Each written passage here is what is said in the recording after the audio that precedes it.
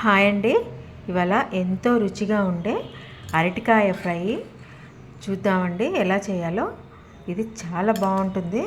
ఇది సాంబార్లోకి, పప్పులోకి అట్లా ఈ ఫ్రై చాలా టేస్టీగా ఉంటుందండి. ఇది చాలా ఈజీగా కూడా అయిపోతుంది. అది ఇప్పుడు ఎలా ప్రిపేర్ చేయాలో చూద్దామండి. ముందుగా అరటికాయలను తీసుకొని చక్కగా చెక్కు తీసుకోవాలండి. ఇవి చెక్కు తీసుకోకుండా వండుకుంటే అస్సలు బాగుండదు. వీటిని చక్కగా చెక్కు తీసుకొని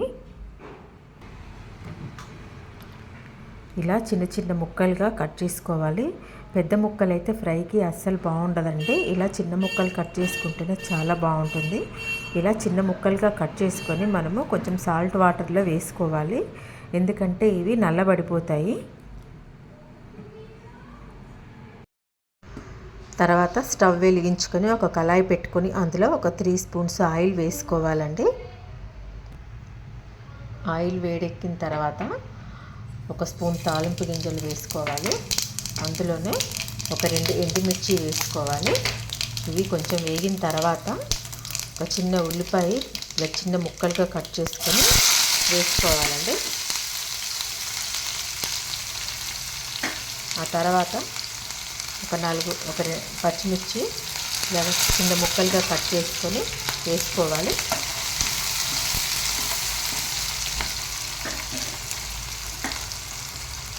ఇవి వేగేటప్పుడే కొంచెం కరివేపాకు వేసుకోవాలి.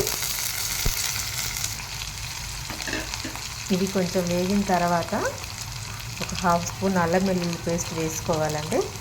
ఈ ఫ్రైలో అల్లం వెల్లుల్లిపాయ పేస్ట్ వేసుకుంటే ఇది చాలా టేస్టీగా ఉంటుంది ఫ్రై. ఇవన్నీ కలిపి కొంచెం వేగనివ్వాలి ఒక 5 నిమిషాలు.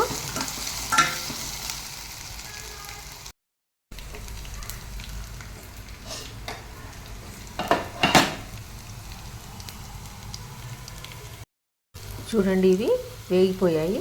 ఆ తర్వాత మనము ఇందాక చిన్న చిన్న ముక్కలుగా కట్ చేసుకున్న అరటికాయల్ని ఇందులో వేసేసుకొని బాగా కలుపుకొని ఒక 5 నిమిషాలు మగ్గనివ్వాలి. మూత పెట్టుకోవాలి.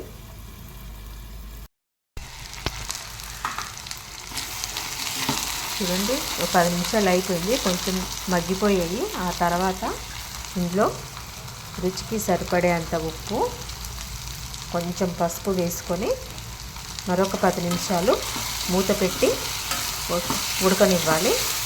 ఈ అరటికాయలు తొందరగా వేగుతాయండి, ఎక్కువ టైం పట్టదు.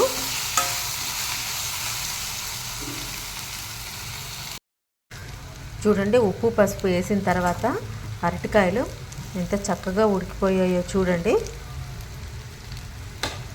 ఇప్పుడు ఇందులో కొంచెం కారం వేసుకోవాలి.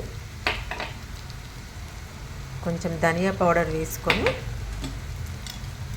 ఇవన్నీ కలిసేలాగా కలుపుకొని ఒక 5 మినిట్స్ వేగనివ్వాలి. చాలా బాగుంటుందండి ఇది పప్పులో కానీ సాంబార్లో కానీ. ఇదైతే చక్కగా అంతా వేగిపోయిందండి. ఇప్పుడు మంచి కొత్తిమీర వేసేసుకొని స్టవ్ ఆఫ్ చేసుకుందాము. ఎంతో టేస్టీగా ఉండే అరటికాయ ఫ్రై అయితే రెడీ అయిపోయిందండి.